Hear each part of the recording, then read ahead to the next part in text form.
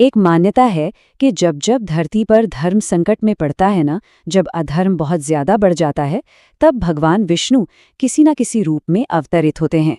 तो चलिए आज हम उन्हीं के पहले अवतार की एक बहुत ही अद्भुत कहानी में चलते हैं।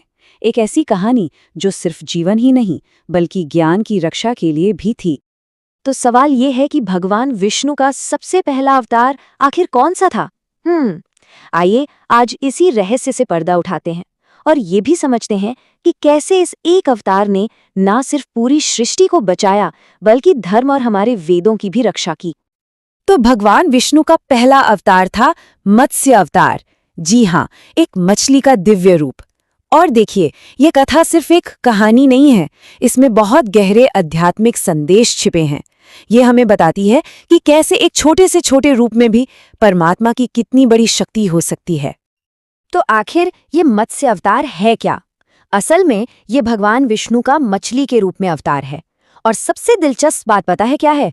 ये अवतार तब प्रकट होता है जब धर्म, ज्ञान और सत्य, मतलब हमारे अस्तित्व की जो बुनियाद है ना, जब उसी पर सबसे बड़ा खतरा मंडरा रहा हो। तो इस कहानी की शुरुआत होती है एक महान राजा से। उनका नाम था सत्यव्रत। नाम से ही जाहिर है, सत्य का व्रत लेने वाले। और शायद उनके इसी एक गुण की वजह से उन्हें इस दिव्य लीला के लिए चुना गया था। बात बहुत पुरानी है। राजा सत्यव्रत एक नदी में सूर्य को जल चढ़ा रहे थे। मतलब एक सामान्य सा दिन था, सब कुछ शांत था। लेकिन तभी जब उन्होंने अपनी अंजुली में जल लिया तो पानी के साथ कुछ ऐसा आया जिसने आने वाले इतिहास की धारा ही मोड़ दी। उनकी अंजुली में एक बहुत ही छोटी सी सुनहरी मछली आ गई। और फिर जो हुआ वो एक चमत्कार था। उस नन्ही सी मछली ने इंसानी आवाज में कहा, हे राजन, मुझे बचाइए, बड़ी मछलियां मुझे खा जाएंगी। राजा का दिल करुणा से भर गया और उन्होंने उस मछली को उठाया और अपने कमंडल में रख लिया। लेकिन वो मछली कोई आम मछली नहीं थी। उसका जो रहस्यमयी और चमत्कारी स्वभाव था ना, वो बहुत जल्द राजा के सामने आने वाला था। और उसके साथ ही आने वाली थी एक ऐसी भविष्यवाणी जो पूरी सृष्टि के अंत का संकेत दे रही थी। अब देखिए होता क्या है। वो मछली बड़ी ही तेजी से बढ़ने लगी। मतलब एक ही रात में वो कमंडल के लिए बड़ी हो गई। राजा हैरान। उन्होंने उसे एक बड़े बर्तन में रखा, वो उसके लिए भी छोटी पड़ गई। बर्तन से तालाब में डाला, तालाब भी छोटा पड़ गया। तालाब से नदी में, और आखिर में जब नदी भी छोटी पड़ने लगी तो उसे विशाल सागर में छोड़ना पड़ा। ये था उसका दिव्य स्वरूप।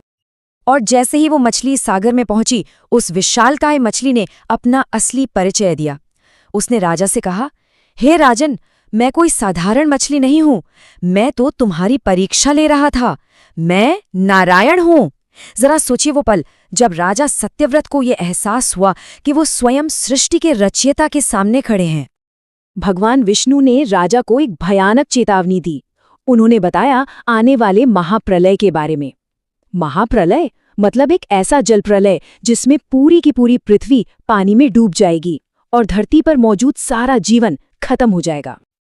लेकिन भगवान ने सिर्फ चेतावनी नहीं दी, उन्होंने इससे बचने का रास्ता भी बताया, एक पूरी योजना बताई।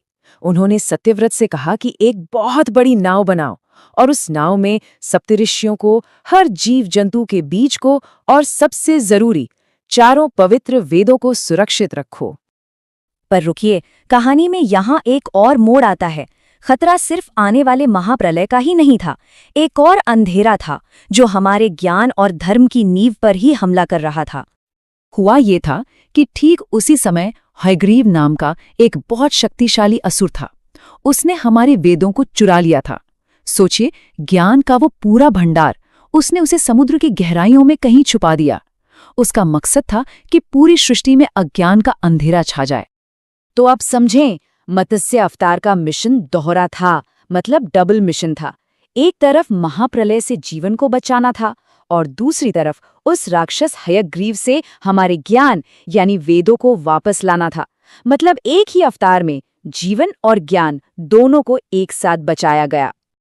और फिर जब महाप्रलय आया, जब सब कुछ डूब रहा था, तब भगवान विष्णु उसी विशाल मछली के रूप में प्रकट हुए। उन्होंने सत्यव्रत की नाव को अपने सींग से बांधा और उस भयानक तूफान के बीच उसे खींचकर हिमालय की सबसे ऊंची चोटी तक सुरक्षित पहुंचाया। और इस तरह वो नाव सिर्फ एक नाव नहीं रही, वो धर्म, ज्ञान और जीवन की रक्षा का एक प्रतीक बन गई। तो ये तो थी कहानी, पर चलिए अब कहानी से थोड़ा आगे बढ़ते हैं और इसके पीछे छिपे गहरे मतलब और संदेश को समझते हैं। आखिर ये अवतार हमें आज की जिंदगी के लिए क्या सिखाता है? देखिए, मत्स्य अवतार का जो आध्यात्मिक संदेश है ना, वो बहुत गहरा है। पहली बात, यह हमें सिखाता है कि जब ज्ञान पर संकट आता है तो ईश्वर खुद उसे बचाने आते हैं। दूसरी बात, धर्म कभी खत्म नहीं हो सकता। और एक और बहुत सुंदर बात है, जैसे मछली पानी के बीच में रहती है पर उससे डरती नहीं, वैसे ही जो धर्म के रास्ते पर चलता है उसे मुश्किलों से घबराना नहीं चाहिए।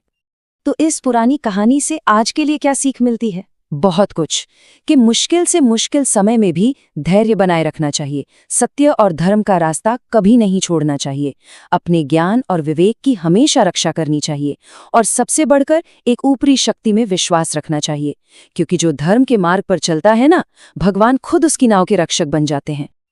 तो कुल मिलाकर इस पूरी कहानी का जो सार है, जो निचोड़ है, वो बस एक लाइन में है: धर्म कभी डूबता नहीं, ईश्वर उसे बचाने जरूर आते हैं। और यही मत्स्य अवतार की कहानी का वो परम सत्य है जो हमें हर जमाने में विश्वास और आशा देता है।